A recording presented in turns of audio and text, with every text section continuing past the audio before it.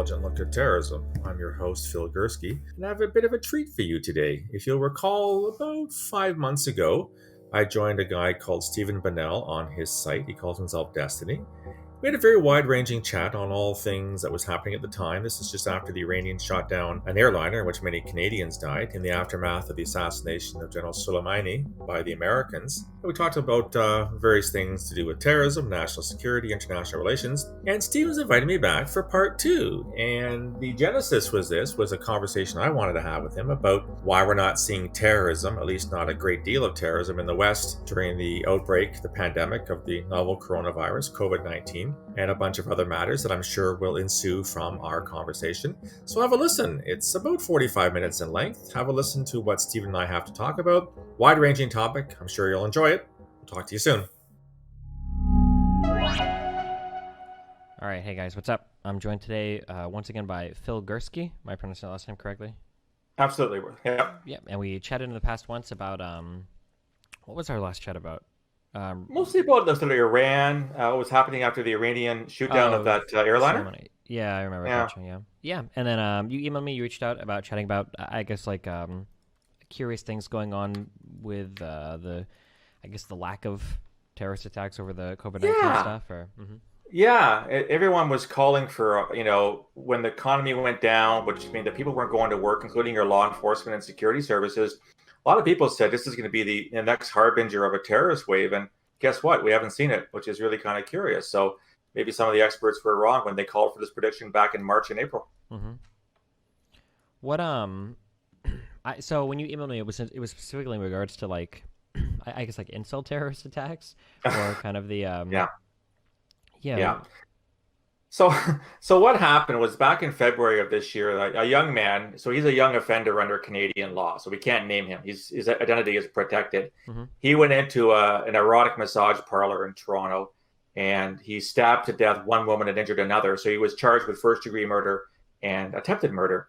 And then about a month ago, the Crown, which is the prosecution here in Canada, decided to change the charges from first-degree murder to first-degree murder for terrorist purposes. Mm-hmm. Because I guess they found out something on his laptop or something in interviewing him, whereby he apparently was one of these incels, these so-called involuntary celibates. Mm-hmm. And then they decided that constitutes an act of terrorism, and therefore they changed the charges. So he's actually been charged with terrorism, which led to this, incredible debate in Canada. I don't know if you've had it there in the States as well. Are incels terrorists, or are they just hateful misogynists? And is there a difference between the two? So I had a really fascinating conversation with a woman called Nama Cates. I don't know if you've heard of her, Stephen. She runs something called the Incel Project. Mm-hmm. And she's talked to hundreds of these guys, like hundreds and hundreds of these guys. And she told me that, first of all, the vast majority are not violent. Mm-hmm. Very, very few acts of violence where people actually kill women or others, like Elliot Rogers back in California back in 2014, I think. Most of these guys, she said, are just lonely guys who want to talk to somebody. They're not good at relationships. Mm-hmm. They're not good with relations with the other sex. And they're just kind of lonely guys that need either a shoulder to cry on or a friendly ear to listen to. So the bottom line is that there really is no consensus. And I've talked to a lot of people around the world on this. There's no consensus that incel violence, as rare as it is, constitutes terrorism. And then the bigger issue here is if you call it terrorism, then the FBI and CSIS, so the Canadian Security Intelligence Service in my country, have to start looking at it because that's what they do for a living. Mm-hmm. And my pushback was, why don't just treat this as a hate crime? I mean, we have all kinds of hate crimes, right? We have hate crimes against ethnic groups. We have hate crimes against LGBT. Why not just treat this as another hate crime? Why lop it into the whole terrorism thing? And a lot of people got very angry with me for not calling it terrorism. But I just think that the argument's still out there that, I don't know. Do we call everything terrorism these days? Is Antifa terrorism, as the president says? That's a great question, right? Yeah, terrorism seems like it's a really loaded term. Some people want to use it for moral reasons, so I can understand why people get upset if you don't call it terrorism, especially because it's a white person and old white guy. Yeah, so like in the U.S. at least, it seems like we're hesitant sometimes to how people use different descriptors for different types of people. If a white kid shoots up a school, he's mentally troubled. If a black person does it, it's just because he's a crazy murderer. If a brown person does it, it's because he was a terrorist or Islamic extremist. Like, people will drop these without knowing anything more about the person. So I can imagine that probably that plays into it a little bit. In the United States, more specifically, I think for our terrorist designation, legally speaking, I think a terrorist has to be somebody that is getting support or joining a movement that exists overseas. You're right. And the reason for that in your country is your First Amendment, which is very, very strong, right? Protection of freedom of speech, freedom of expression. We don't have a First Amendment here in Canada. We have a charter, which is something analogous to that, but it's not nearly as far-reaching as the First Amendment. Sure. So, and the same thing here in Canada. I mean, all the terrorist groups that we've listed, so you have a list, we have a list, the European Union has a list, the Brits have a list, the Australians have a list. All those groups are foreign groups. And you're right. I think there has to be this distinction that these guys or gals or whatever have to have some kind of either financing or inspiration or logistics or material support from something abroad. So when the president said he wanted to list Antifa, that's where he ran into a problem. First of all, with First Amendment, because if you list Antifa, how can you not list the KKK, which has been around, since the end of the Civil War? And secondly, there's no knowledgeable, I mean, I'm not an Antifa specialist by any stretch of the imagination, but I can't see Antifa in the same way you'd see ISIS or Al-Qaeda or Boko Haram or the Tamil Tigers, for that matter. There's no foreign link to that, which is why I think the president got into hot water over that. Yeah, and it's just really dumb. There's like 3 or 4 different, like Antifa isn't like a central organization of stuff that's organized like on some larger level that has like chapters of people that go out and take order. Like, yeah, it's a really weird. It just seems like he was upset about political issues, and so that was one of his ways of lashing out, was labeling Antifa as a terrorist organization.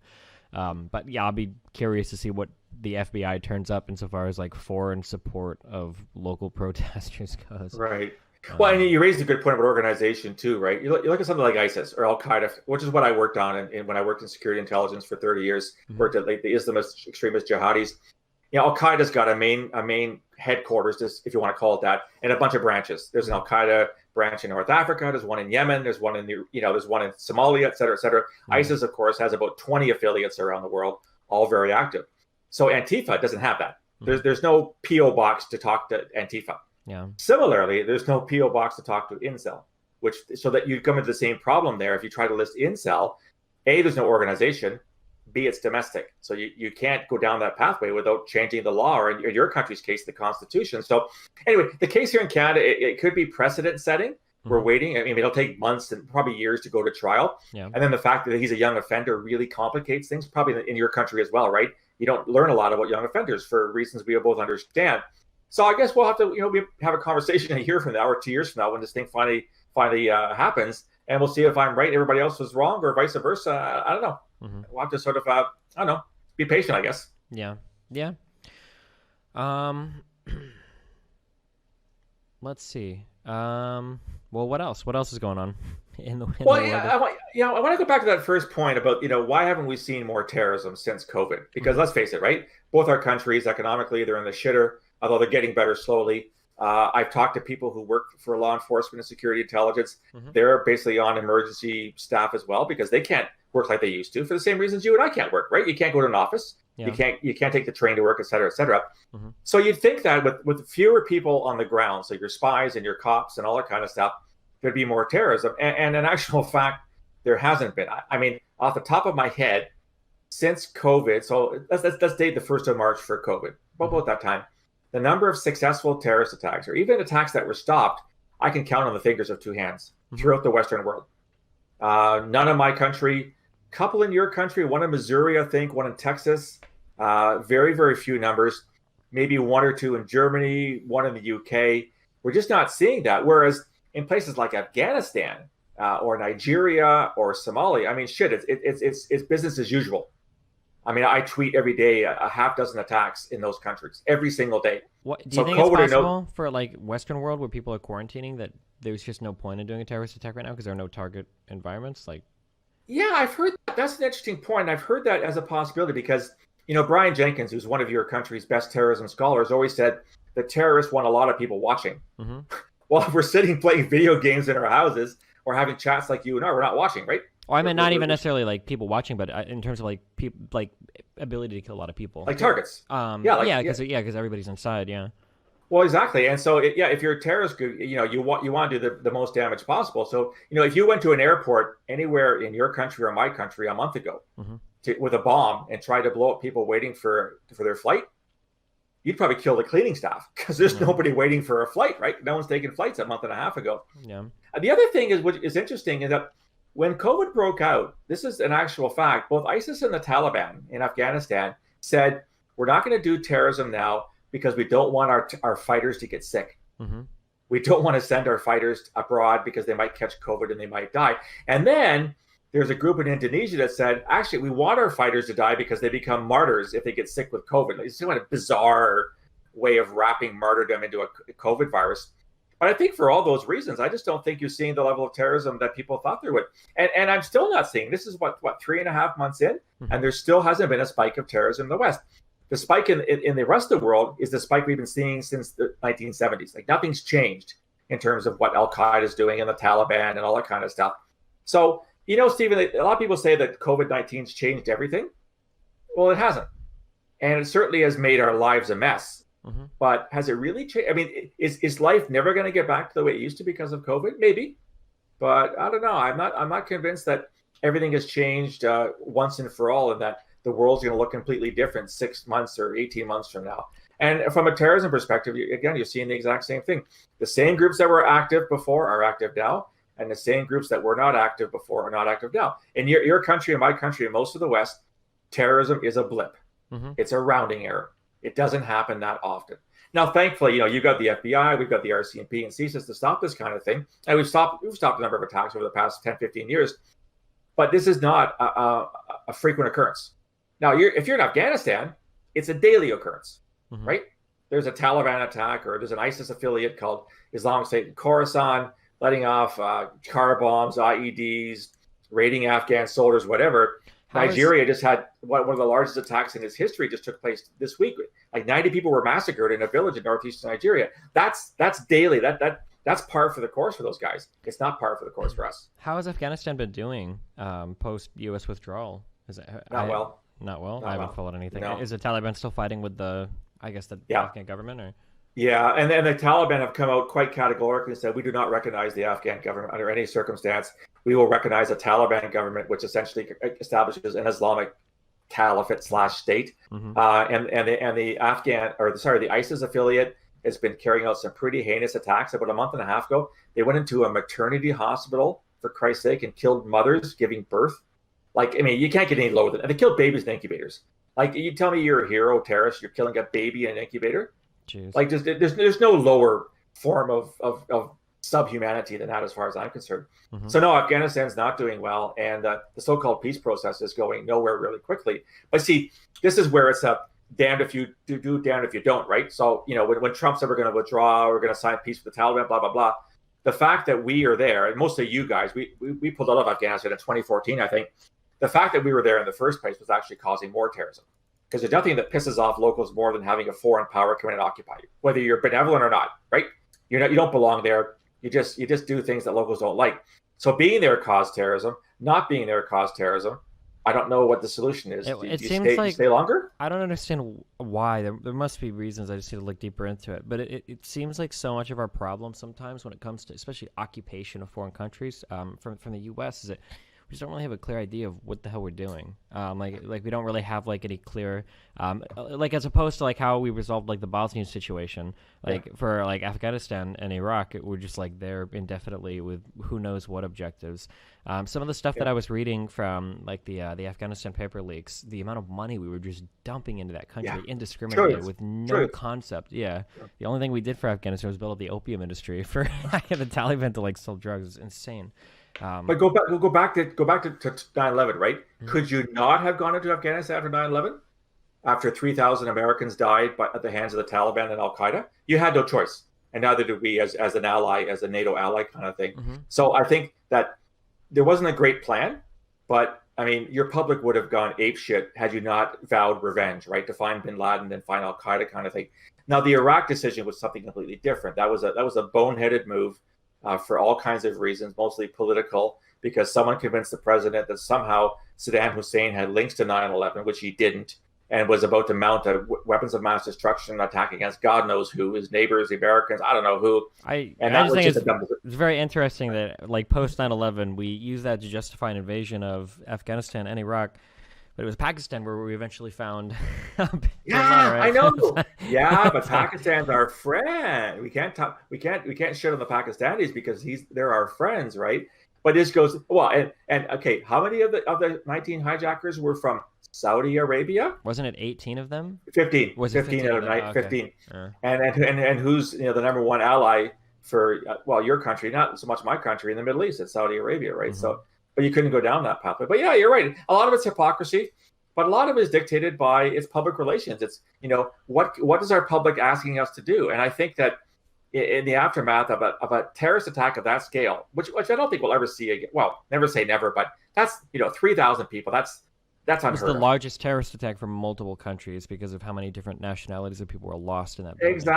Exactly. And in terms of the casualty, I mean, you'd have to let off a nuke somewhere in downtown London to kill more people than that. I mean, and I don't think that's going to happen, not in my lifetime anyhow. At least I hope not. Mm-hmm. But I think that your public would have demanded a response, and the response was to go into Afghanistan, where Bin Laden was at the time, try and find him, bring him to justice, and get your pound of flesh for what happened in New York and Washington. Mm-hmm. So, but I agree with you. I don't know what the plan was. If the plan was to sow democracy and create a modern, secular liberal state. Yeah, it kind of felt to me like we kind of just wanted Saddam Hussein gone, and this was as good an excuse as any to kind of go in and get like a new government rolling. But oh god, well, let's not kid ourselves, right? Saddam Hussein was a brutal son of a bitch. Well, yeah, but I think from U.S. foreign policy, we don't really care about that. It's more just like who's going to represent U.S. interests of the region more than anybody else. That's true. And, yeah. Was it FDR said about Somoza, Nicaragua? He's a son of a bitch, but he's our son of a bitch. Sure. So as long as he kind of does things that we what happened in the 70s and 80s, of course, was because of Iran and the revolution in '79. Mm-hmm. Iraq was seen as a bulwark against Iran. And so whatever Saddam Hussein does, we can put up with that because there's a bigger boogeyman next door, and that is the Iranians. Yeah. I mean, it says a lot that American Republicans and conservatives always talk about like the nobility of U.S. foreign policy, but it says a lot that we left Saddam Hussein there after the first Gulf War. I think it's kind of very interesting. But I mean, yeah. Yep, I was working intelligence back then too, and it was interesting that I guess the way it was explained to me at the time is that the goal was achieved. They got Iraqi troops out of Kuwait, right? It was all about Kuwait.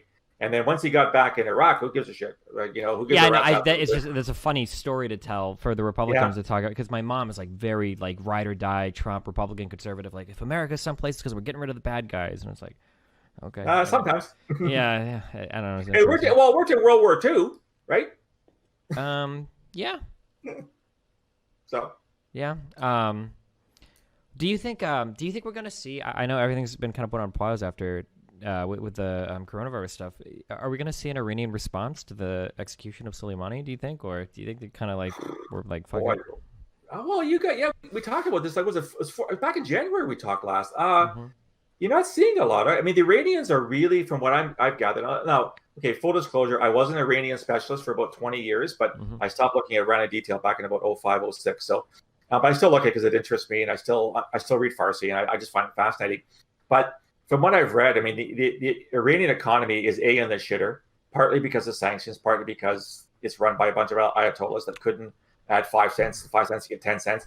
I heard the coronavirus stuff ravaged their leadership. Yeah, COVID's really bad in Iran. It's actually one of the worst countries per capita in the world, from what I've read. And they came. So you remember when it broke out in China, right? And then Italy was the next place they got really badly hit. Remember Northern Italy? It was like off the map. Iran was kind of the third country that really badly hit by coronavirus. So somehow there was a link between China and Iran.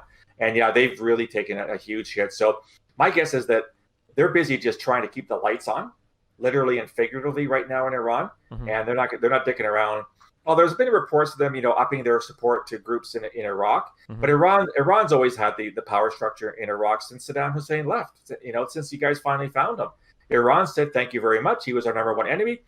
Don't forget, I mean, Saddam Hussein launched a brutal war against Iran in 1980, just after the Ayatollahs took over. And that was an 8-year war that killed millions. I mean, you had child soldiers, and you had gas attacks and all kinds of things. So when Saddam Hussein left, Iran said, hey, this is great. you've taken away our threat. Now we'll meddle in Iraqi affairs. And because Iraq is 2/3 Shia, and of course Iran is 95% Shia, they've got brothers in arms across the border. So for many Iraqis, the Iranians are actually their brothers. At least they're religious brothers, if not nationalist brothers.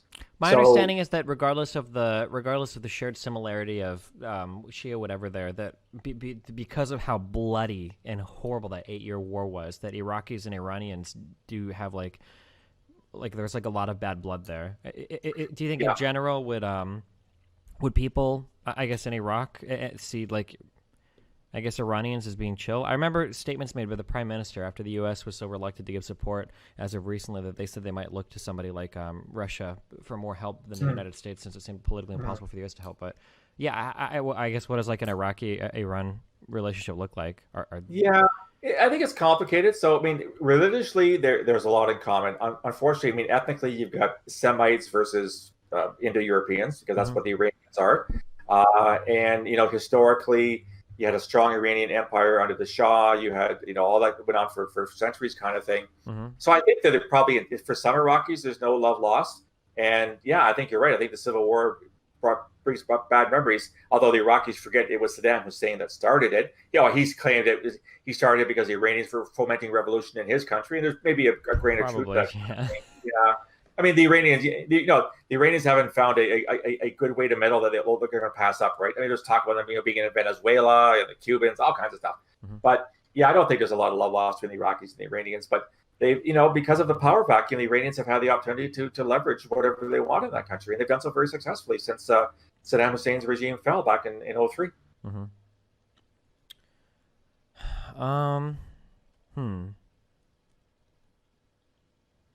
Well, what else, man? These past 5 months have been like a whirlwind of things where there were really big issues that everybody just completely forgot about very quickly. Like I remember the first one was like the Australian wildfires, which was supposedly all of Australia being set on fire. I know there's something between that and the coronavirus stuff. Oh, Iran shot down their own airliner over Tehran. I think that had happened by the time we last chatted. I mean, nothing came of that. But it's funny you mention that, because there's one thing I told myself about 3 weeks ago. I said, I'm getting sick, and I mean, take this with a grain of salt. I'm getting sick and tired of when I wake up in the morning and I put my computer on, and I have CBC, the Canadian Broadcasting Corporation, is my homepage.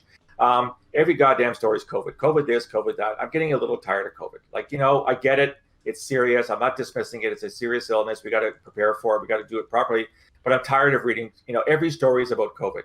So I said, can we not change the channel, change the tune? And the morning I said that, what happens? George Floyd gets killed by the Minneapolis police. And I don't know what your news sources are like, Stephen, but now it's all about Black Lives Matter and systemic racism and defunding police and all that kind of stuff. So it almost seems like, our news feeds can only handle one thing at one time. Like I think the news feeds very much reflect like the people, right? I think that as humans, it seems we can only keep one fresh issue in our head at a time. I mean, even in regards to like George Floyd, like there was another guy. God, I always butcher his name. Is it Ahmed Arbery? Oh, the guy in Georgia. Arbery, yeah, who got like ran down by a few white guys in a truck, and we just like forgot about that guy in a week or two. I mean, I say that like people are still kind of bringing up his name as well, but the George Floyd stuff. I mean, these were very, very strange times, because I'm pretty sure the COVID-19 stuff is like 100 years unprecedented, and arguably like unprecedented period in terms of the spread because of how international and connected everybody is. And then the Floyd riots, I'm pretty sure have been like the most like rioting over every city in the U.S. in the history of the United States, and then in the entire world. And Canada as well, yeah. And then also, unfortunately, because I want to travel. There's things I want to go out and do.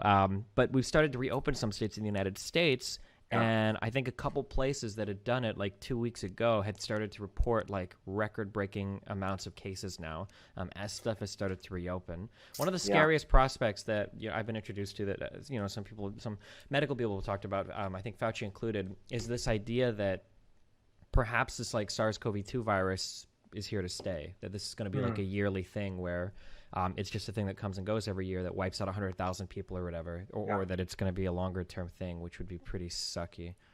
Well, and then how do we adjust to that, right? How do we adjust our economies? How do we adjust our schools? How do we adjust our daycares? How do we adjust office buildings? How do we adjust all kinds of things? And it's going to take a massive rethink about, So in that sense, maybe if that's true, and I sincerely hope it's not, but if it is true, maybe that will, bring about some significant, not everlasting, but long-lasting change the way that we do things. And I know my life has changed. I mean, I'm an old retired guy, right? I don't have to go to work. I'm not missing the office. Sure. I'm not, I don't have kids to put in daycare, all that kind of stuff.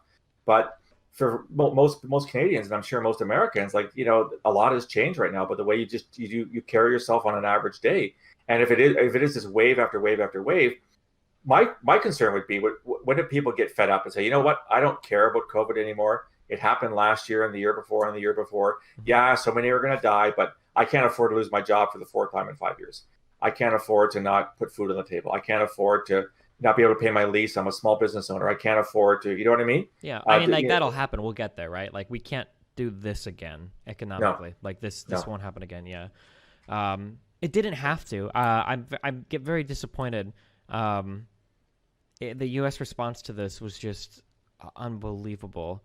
For whatever people say about the U.S., like, we have the capability to mobilize so much economic power and might, and we sat for a month after banning travel from China and did nothing to get ready for this. And I think that's just so incredibly sad, especially when I see other countries like South Korea, New Zealand, and stuff just crushed. This COVID-19 thing. They had testing rolled out. They were doing contact tracing. They had isolated people that were spreading the infection. They did such a good job at handling this. And in the U.S., we just totally didn't care at all for like a whole month and a half.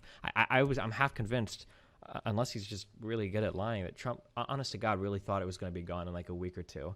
I don't know if you've seen all the compilations, but like, he was saying every day for like 2 or 3 weeks, like, it'll go, we got 2 cases, 16 cases, 150, okay, yeah, sure, maybe 100, 200,000 people die. Like, that rhetoric changed like overnight. I was like, okay, yeah. Well, in fairness, I mean, I'm not a Trump fan, so I don't, I'm not going there, but in fairness, I don't think anybody really felt or had any idea how bad this was going to get.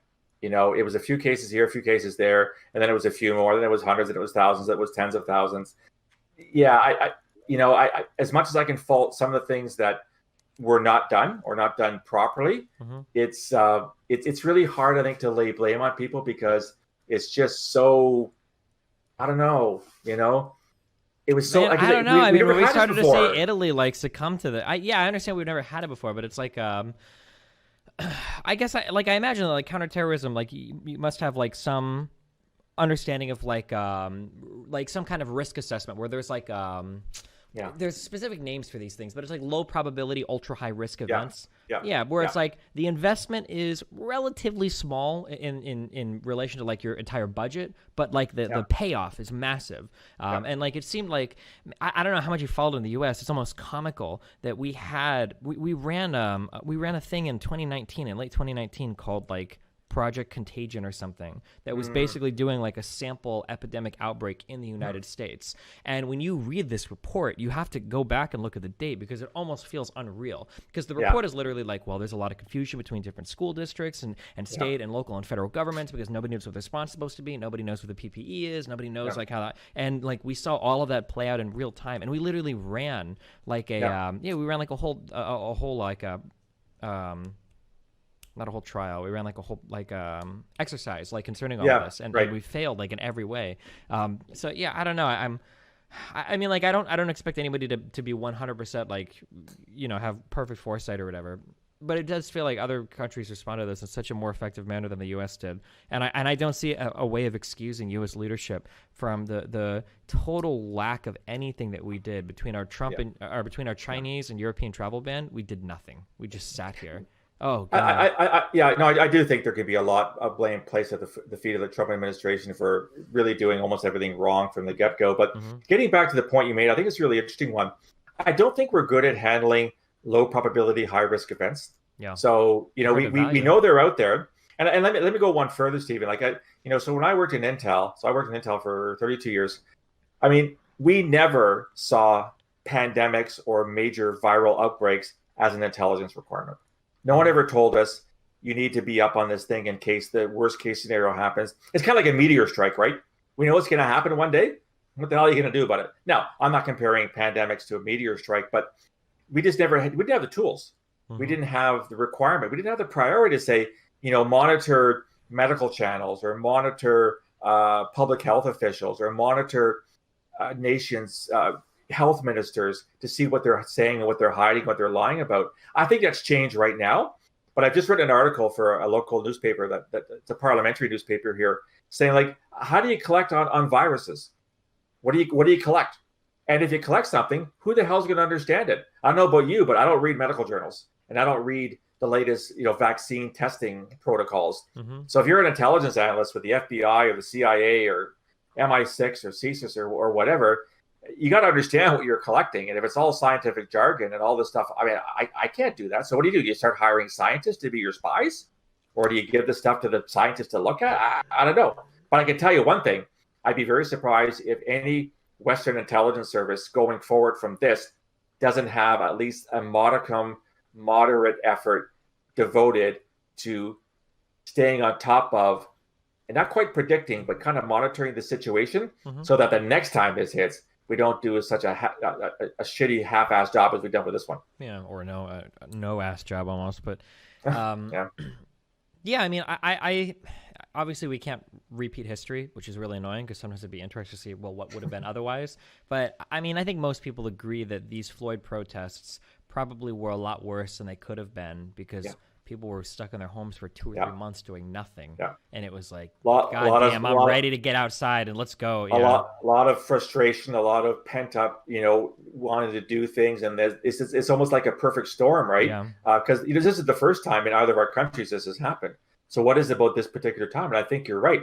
I think people are just, they want to do something. They want to get out. And this just happened to be the one catalyst. It's too bad it couldn't have been a more positive thing. Yeah. They got people out in the streets to celebrate and dance and all kinds of stuff. And then, of course, the other interesting thing that, I don't know if you've seen this, I've seen it.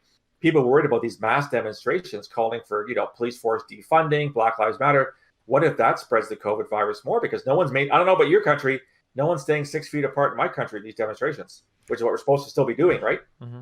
Yeah, I mean, I imagine there'll probably be some spread. I think that for outdoor areas, it's significantly harder to spread things. Yeah. Indoor, the air is sterile, or not sterile, but it's sterile. Yeah. But I mean, you'll probably see some rise in infections related to these communities, I would imagine. But it'd be interesting to see how many legs this thing has. Is it going on now for the better part of 2.5, 3 weeks? It's still pretty strong. Again, George Floyd protests. Yeah, I mean, for the most part in the U.S., haven't they kind of like fizzled out? Aren't we like pretty done? I think at this point. Well, we're not done here. And it's gone beyond that, right? It's not just about Black Lives Matter. Now it's about police brutality, and then it's about systemic racism. So I saw something this morning that some professor wants every student in Canada to take a course on Canada's history with racism. Okay, fine. I mean, but you're just adding things to this agenda, and how much? I mean, there's certainly some relevant stuff there, and I think that's stuff that should be done. But how much of this stuff is going above and beyond? The head of the RCMP, so our federal police force, was giving an interview yesterday, and she said, it's a woman. She said, "I'm pushing back against this notion that my force is systemically racist." Do we have racists? Absolutely, because every organization has racists in it. Is my force of 25,000 men and women systemically racist? Not from my perspective, it's not. So you can imagine what kind of message or kind of response she's going to get, right? Yeah. You can't see the racism in your own ranks. You don't understand what's going on. You're an old white woman kind of thing. Blah blah blah. Mm-hmm. So I kind of wonder, like, how many agendas are we playing with right now? Well, I think we talk about this a lot on stream.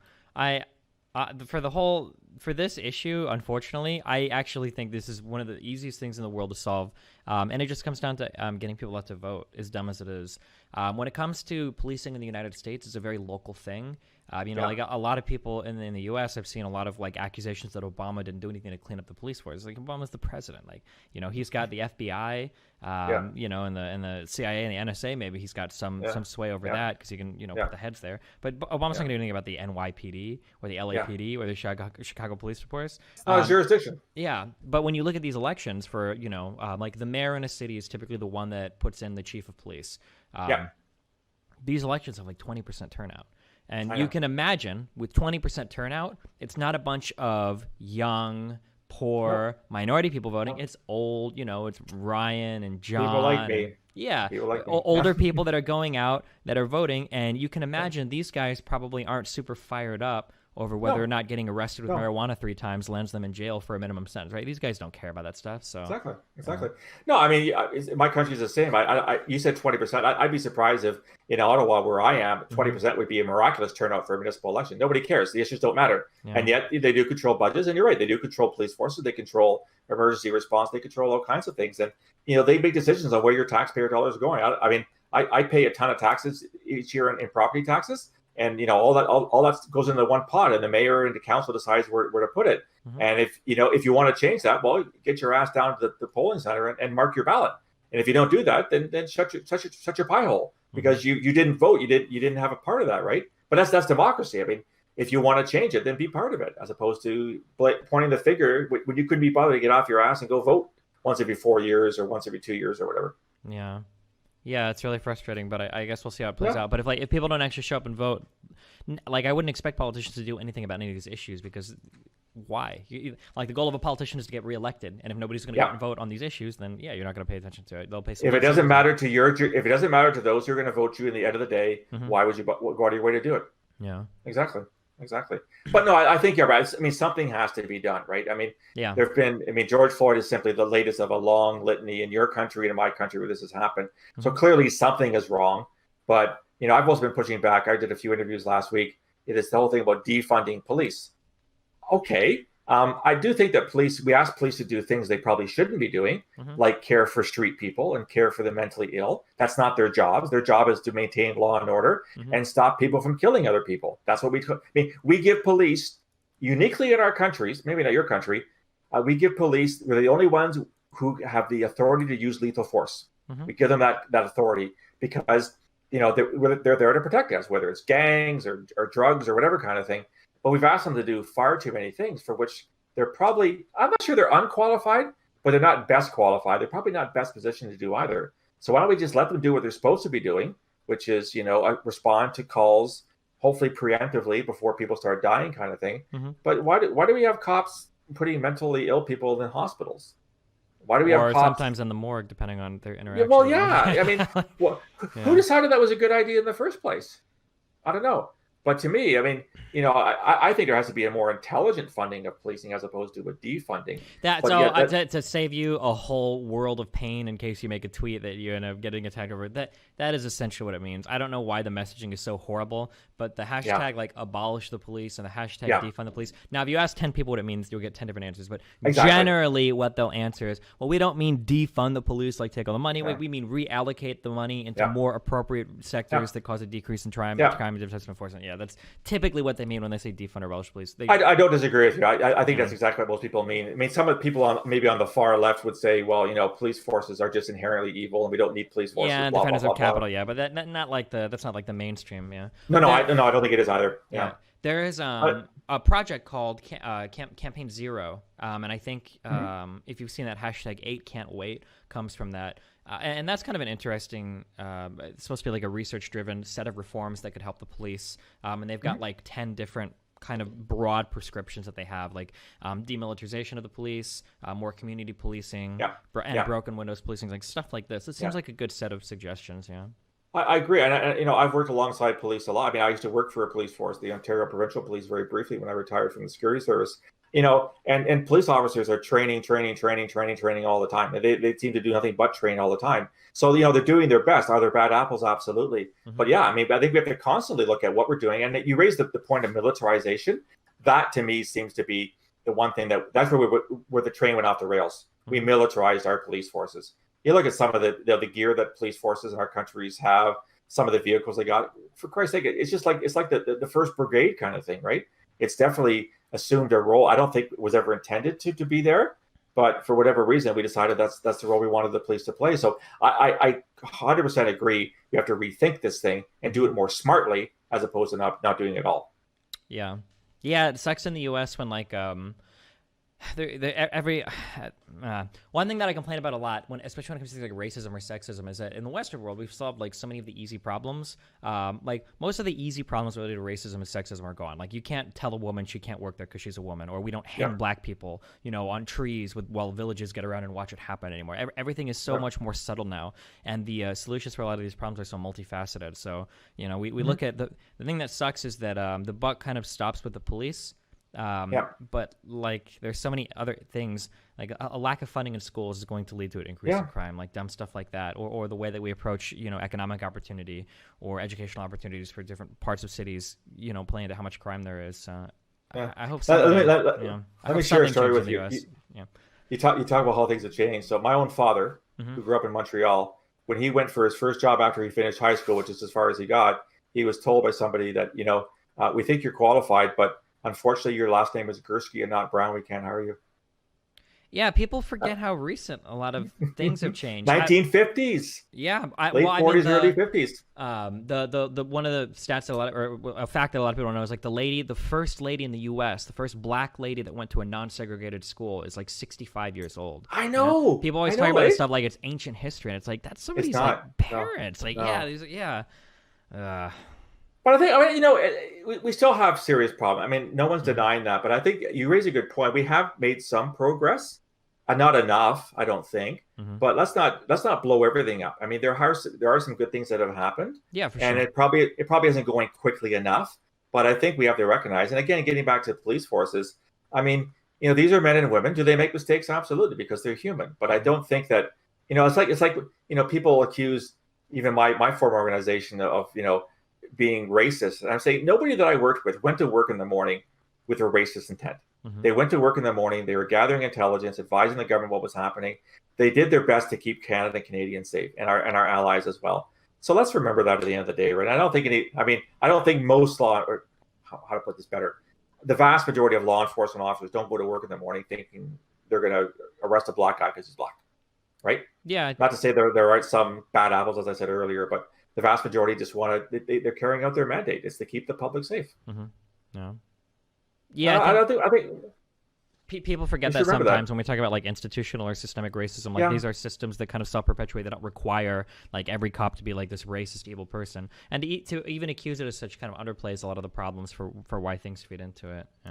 But the end of the day is that whether we're talking terrorism or we're talking serious violence. Now, your country has an issue with shootings, and there's a whole bunch of reasons for that. My country, not nearly as much. At the end of the day, we live in fairly peaceful, non-violent societies.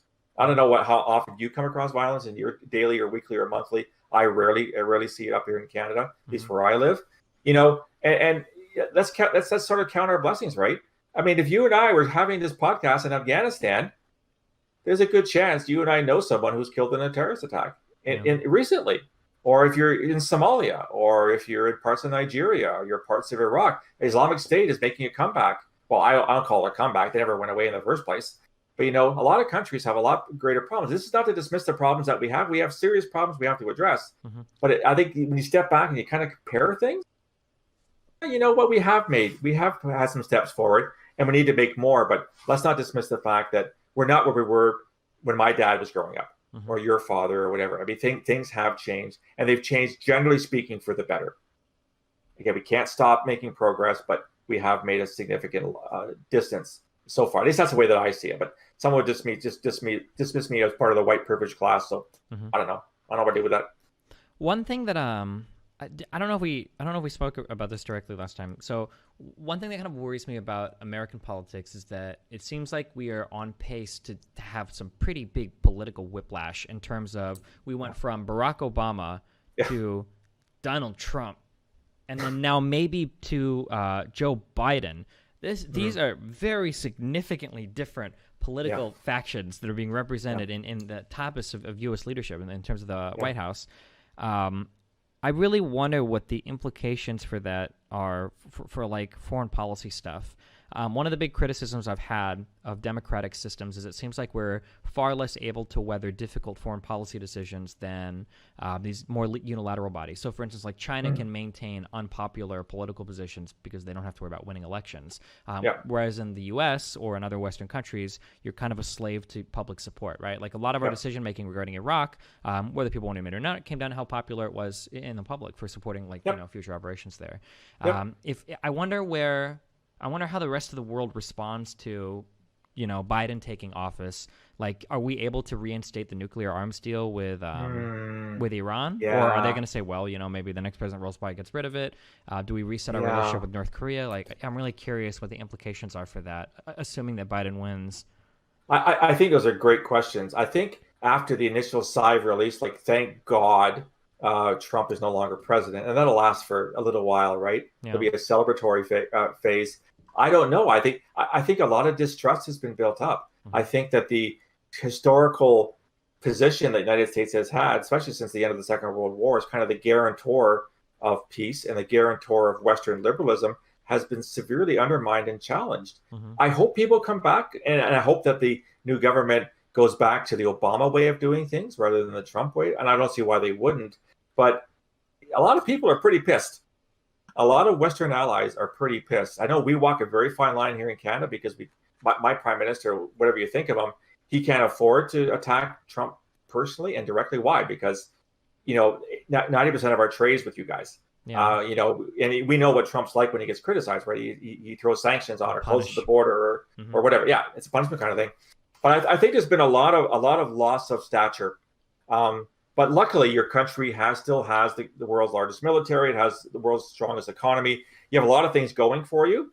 And I'm hoping that people will see what the last 4 years has been like as an unfortunate blip, like kind of like a 4-year mistake.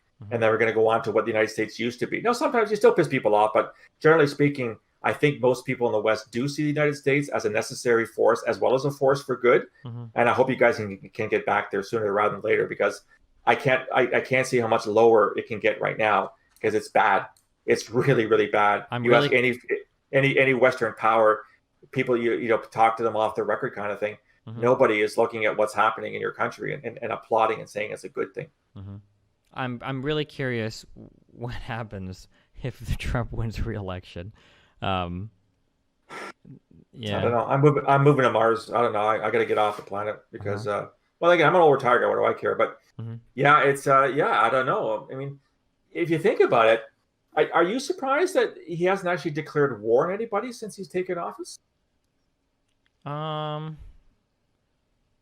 mean, he likes to play that card. Trump right? has like 2 people that he could declare war against, and that's Mexico or Canada. Because I, honest to God, don't know if he knows anything about where any other country is on, like he probably thinks Egypt is in South America. It honestly wouldn't surprise me if he did.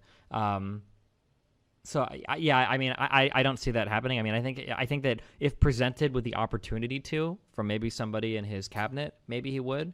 But I don't know. It just doesn't seem like the most popular move. Like, I mean, we bombed Syria's airport after the chemical weapon attacks, and then we killed Soleimani on the chance.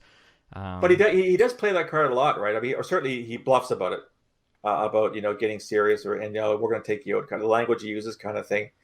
I don't know. I mean, another 4 years, I'd really rather not go down that road right now. I mean, you got your election's 4 months away or 4.5 months away, 5 months away. A lot can happen in 5 months. I mean, had the election been held last week, I think there's no question he would have lost because of COVID, the economy, all that kind of stuff. What if your economy actually picks up between now and the end of October?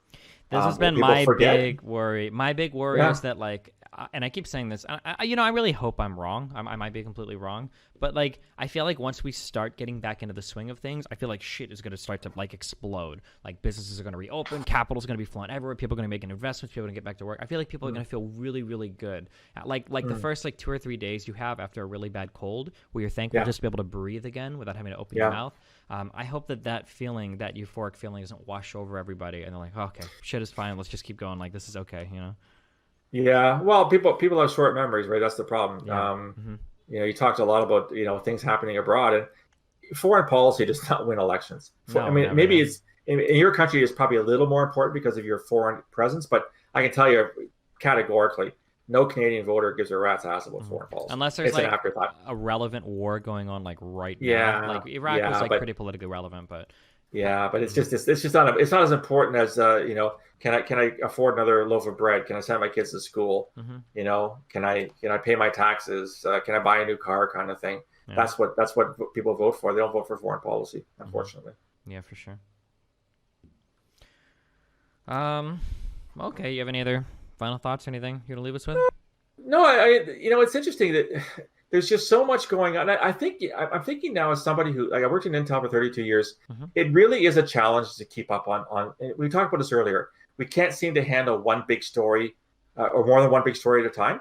I think it's becoming really, really hard to have your finger on the pulse of a whole bunch of things. So I still spend a couple hours a day reading international media because I tweet about terrorism and all that kinds of stuff. I still blog about terrorism, my podcast about terrorism. That takes effort. It takes me a couple hours a day to keep up on this kind of stuff. I think that, and there's a link here to COVID. I'm getting to it. There's just so much information out there that's really hard to. First of all, it's impossible to consume all of it. I mean, I remember when it was actually possible to read 5 or 6, daily newspapers around the world, and you knew everything was going on because nothing else really mattered. Now that's of course impossible, and I think, we're seeing it kind of with COVID, where there's this surfeit of information where it's just like there's so much information out there, and so much of it is so bad. The conspiracy theories. I just read something in today where Anthony Fauci, your kind of head health guy, right? All the conspiracy theorists think he's in bed with Bill Gates to control the world, kind of thing. Oh, that the injection, the vaccines, machines in you that are going to let them control your, Yeah. There's just so much shit out there in terms of information. I think people have a really hard time distinguishing what's real, what's not real, and that's an education thing too, right? If you don't take the time to look at stuff and ask yourself, okay, because this is what you do in Intel. You get a piece of info, and the first question you ask, is it true? So I talk to a human source. He tells me X, Y, or Z. Is he full of shit? Is he trying to make me do something I don't want to do, or is he telling me the truth? And then so what you do is you corroborate the information from multiple sources. So one human source, and maybe an intercept, and maybe your surveillance, and all kinds of stuff. Maybe an ally tells you something. We don't do that, I think, as humans a lot. So if we read a sensationalist story in the New York Post, for example, or on Fox News, we watch, when we find that what's that? That drug that Trump kept recommending for curing. Hydroxychloroquine. Yeah, that that must be true. So instead of verifying it from a second source that says, no, this will kill you if you take it, we don't. And I think that's the problem. So, but it is hard, I think, for people with limited time. Like, I'm a retired guy. I could read all day. Most people don't have that luxury. Is how do you keep up on the news? How do you corroborate your sources? How do you read multiple sources so you get different perspectives on things? That's what worries me right now, is too many people are going to one source. I mean, I've seen the stats in your country, Stephen. Like, Fox News is the source of news for what percentage of Americans? Pretty high percentage, I imagine. And I don't watch Fox News, but I think most of it's shit, probably. And if that's the only news you're getting, then that's what you're going to believe, and then that's going to inform you, and that's what helps you to make decisions. So, my recommendation to anyone out there listening is that take an extra 5 minutes, read something from a completely different source. You may not agree with it, but at least you've got someone else's perspective on things. That's what we did in Intel. I don't see why the average person shouldn't do that at the same time. I mean, we literally have our president tweeting out. Do you know the OANN? Yeah. Did you see that when he tweeted about that old guy that got pushed over by the cops? That guy was like a secret guy trying to scan police equipment or something. Did you see the Washington Post piece that was this morning saying how to tell if your grandfather is Antifa? It was hilarious. Oh, I didn't know. It was absolutely hilarious. An op-ed piece, and it was like, is your grandfather? But the popcorn bowl keeps filling every time you're over at his house. He must be Antifa. It was really quite funny. But So I mean, bottom line is, if Donald Trump's tweets are your main source of information, you're in a heap of hurt. Sorry. Yeah. There's no other way of putting that. Man, Trump, that's another big story too. Section 230, I think Trump trying to make it so that basically social medias can't ban people from their platform. But that's completely washed over right now. No one. Yeah. Well, who cares, right? I mean, there's bigger issues out there. There's Black Lives Matter. There's still COVID. We're dealing with the same thing here. Like, we here in Ottawa, we're in what's called phase 2. We've got fewer restrictions than we did a month ago. Other parts of the province, there's still fairly high outbreaks of COVID. Other parts of Canada, there's none.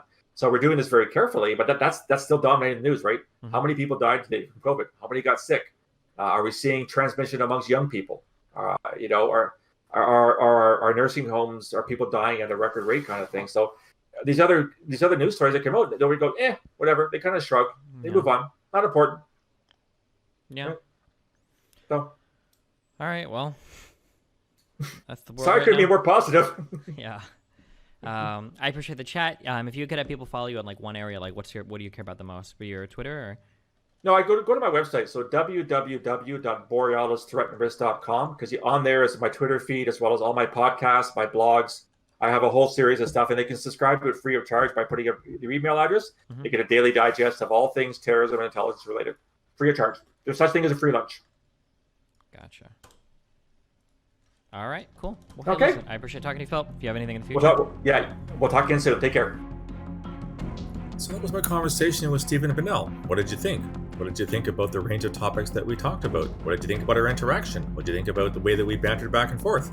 Love to hear from you. Give me a shout. You can reach me on email, borealisrisk@gmail.com, or on Twitter @BorealisSaves. You can also find me on LinkedIn or on Twitter.